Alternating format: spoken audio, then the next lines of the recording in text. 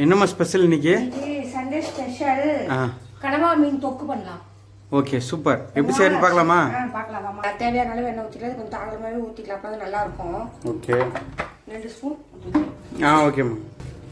கறி சோம்பு ஒரு ஸ்பூன், பட்டை சோம்பு ஒரு ஸ்பூன், கடல்பாசி மட்டுமே போதும். இது வாசத்துக்கு பொரிஞ்சிருச்சு. நம்ம வந்து பெரிய வெங்காயம் சேர்த்துக்கலாம். பெரிய வெங்காயம் 3 வெங்காயம் நான் நறுக்கி வச்சுருக்கேன்.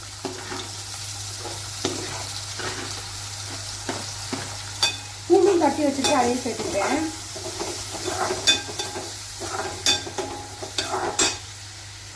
அப்போ நல்லா டேஸ்ட்டாக இருக்கும். வெங்காயம் நல்லா வதங்கணும். ஆமாம்,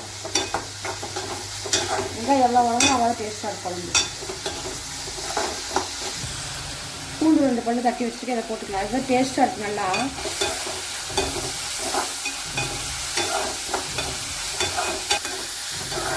இஞ்சி பூண்டு பேஸ்ட்டு சேர்த்துக்கலாம். இஞ்சி பூண்டு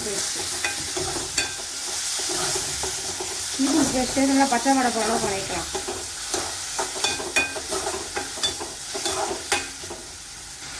தக்காளினா 3 வெங்காயம் 3 தக்காளி எடுத்துருக்கேன். தக்காளி வெங்காயம் தான் நல்லா டேஸ்ட்டாக இருக்கும். தக்காளி வெங்காயம் எவ்வளோ இருக்கணுமோ அவ்வளோக்கு நல்லாயிருக்கும்.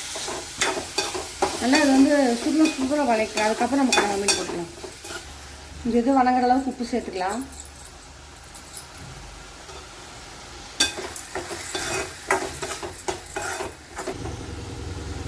கரம் மசாலா, மட்டன் மசாலா, தனி மிளகாத்தூள் 1 ஸ்பூன் போட்டுக்கலாம்.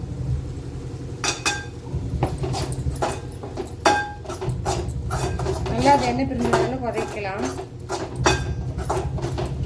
வந்து கனவா மீன் க்ளீன் பண்ணி வச்சுருக்கோம். இதை வந்து இப்போ சேர்த்துக்கலாம்.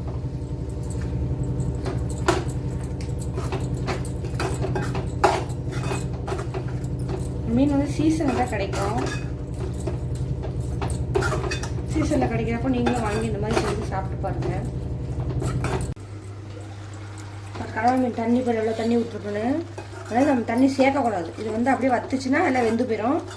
நம்ம சாப்பாட்டில் போட்டு பறக்கி சாப்பிட்டா சூப்பராக இருக்கும். சூப்பராக பாருங்கள், கனவா தொக்கு ரெடி ஆயிடுச்சு. நீங்களும் இந்த மாதிரி செஞ்சு பாருங்கள். செஞ்சு பார்த்துட்டு எப்படி இதுன்னு கமெண்ட்டில் சொல்லுங்கள். இந்த வீடியோ பிடிச்சிருந்துச்சுன்னா லைக் பண்ணுங்கள், ஷேர் பண்ணுங்கள், மறக்காமல் கமெண்ட் பண்ணுங்கள். Okay bye.